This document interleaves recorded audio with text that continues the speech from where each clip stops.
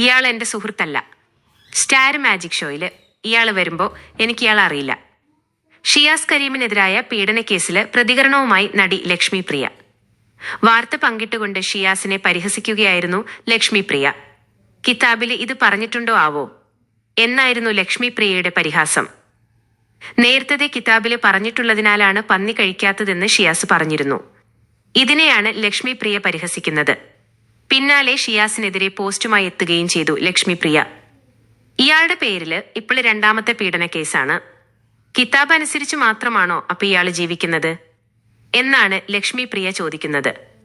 ആ വാക്കുകളിലേക്ക്, ഇവന്റെ സിനിമ ആരേലും കാണുമോ? അച്ഛനോട് അന്ന് ഒരാൾ ചോദിച്ചു. പ്രസ് മീറ്റിൽ കരഞ്ഞത് എന്തിനെന്ന് സെജു കുറുപ്പ്, ഞാൻ ഷിയാസ് കരീമിന്റെ കിതാബ് പഠിച്ചിട്ടില്ല. അത് ഞാൻ മുൻപും പറഞ്ഞിട്ടുണ്ട്. എന്ത് കാര്യവും പഠിക്കുന്നത് നല്ലതായതിനാല് ആ കിതാബ് ഞാൻ പഠിക്കാത്തതില് എനിക്ക് നിരാശയുണ്ട്. പഠിച്ചിരുന്നുവെങ്കില് ഖുർആൻ എന്തു പറയുന്നു എന്ന് പറഞ്ഞുകൊണ്ട് ശ്രീ ആരിഫ് ഹുസൈന് ജിയെ പോലെ എനിക്കും സമർത്ഥിക്കാമായിരുന്നു. ഒരറിവും നിസാരമല്ല. ഇത് മലയാളത്തിലെ അല്ലാത്തതിനാല് ഇനി പഠിക്കാനും നിവർത്തിയില്ല. മലയാളം പരിഭാഷ താല്പര്യമില്ല. കാരണം വ്യാഖ്യാനം വ്യാഖ്യാതാവിന്റെ മതം അഥവാ അഭിപ്രായം അനുസരിച്ചു വ്യത്യാസപ്പെട്ടേക്കാം. ഉദാഹരണത്തിന്, ഖുർആൻ അരച്ച് കലക്കി കുടിച്ച് പഠിച്ച എന്നെ വളർത്തിയ എന്റെ അച്ഛന്റെ അമ്മ, എന്റെ വാപ്പുമ്മ മരണം വരെയും പ്രസവിക്കുന്ന ഒരു ജീവിയുടെയും മാംസം ഭക്ഷിച്ചിരുന്നില്ല.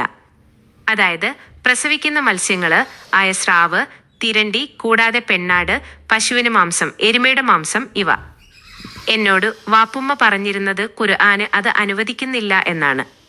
എനിക്ക് സത്യത്തില് ആ വിഷയത്തില് ഖുർആൻ എന്തു പറയുന്നറിയില്ല. അവരെപ്പോഴും സാത്വിക ഭക്ഷണങ്ങളും ചെറിയ മത്സ്യങ്ങളും ശീലിച്ചു പോന്നിരുന്നു. അതുകൊണ്ട് തന്നെ അത്തരം ഭക്ഷണം ശീലിച്ചു പോന്ന എനിക്ക് വലിയ ജീവികളുടെ മാംസവും വലിയ മത്സ്യങ്ങളും ഭയമാണ്.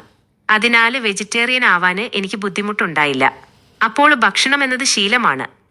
എന്നാൽ ഇതേ ഖുർആനൊക്കെ പഠിച്ച് എൻ്റെ ഉമ്മയുടെ വീട്ടില് ചെന്നപ്പോൾ എൻ്റെ പ്രസവിച്ച് കിടക്കുന്ന മൂത്ത ചേച്ചിക്ക് കൊടുക്കാന് എൻ്റെ ഉമ്മ ഒരു ഭീമാകാരന് സ്രാവിനെ വൃത്തിയാക്കുന്നു. പ്രസവിക്കുന്ന ജീവിയെ പ്രസവിച്ച് കിടക്കുന്ന ഒരു സ്ത്രീക്ക് പാലുണ്ടാകാൻ നൽകുന്നു. ഞാൻ ഉമ്മയോട് ചോദിച്ചപ്പോൾ എൻ്റെ പച്ചക്കറി ഉമ്മ ഒഴികെ അവിടെയുള്ള എല്ലാവരും സ്രാവിനെ കഴിക്കുമത്രേ. ഞാൻ ഒന്നും മിണ്ടിയില്ല. ഖുർആന് എന്ത് പറയുന്നു എന്നത് പഠിക്കാത്ത എനിക്കറിയില്ലല്ലോ. അപ്പോ ഭക്ഷണം എന്നത് ശീലമാണ്. ഈ പ്രസവിക്കുന്ന ജീവികളെ ഖുർആന് നിഷിദ്ധമാക്കി വെച്ചിട്ടുണ്ടോ? അങ്ങനെയെങ്കിൽ പശുവിന് മാംസം നിങ്ങൾ ശരിക്കും കഴിക്കാറുണ്ടോ? അതോ ഞങ്ങള് സംഘികളോടുള്ള വാശി കൊണ്ട് പറയുന്നതാണോ എന്ന് നല്ല ഭാഷയില് നിങ്ങൾക്ക് കമന്റ് ചെയ്യാം. അറിയാനുള്ള ആഗ്രഹം കൊണ്ടാണ്. എൻ്റെ അറിവില് മെജോറിറ്റി മുസ്ലിംസും ബീഫ് എന്ന പേരില് പശുവല്ല പോത്തിറച്ചിയാണ് കഴിക്കുന്നത്. ഇനി ഷിയാസ് കരീം വിഷയത്തില് ഇതും കിതാബില് പറഞ്ഞിട്ടുണ്ടോ എന്ന് ചോദിക്കാൻ കാരണം കിതാബില് പറഞ്ഞിട്ടുള്ളതിനാല് അയാള് പന്നിമാംസം കഴിക്കാറില്ല എന്നാണ്. ബീഫ് അഥവാ പശുവിന് മാംസം കഴിക്കാത്ത എല്ലാവരും BJP ആവണം എന്നുണ്ടോ? പിന്നെ ഇയാളുടെ പേരിൽ ഇപ്പോൾ രണ്ടാമത്തെ പീഡന കേസാണ്. കിതാബ് അനുസരിച്ച് മാത്രമാണോ ഇപ്പൊ ഇയാള് ജീവിക്കുന്നത്? ഇയാള് എൻ്റെ സുഹൃത്തല്ല.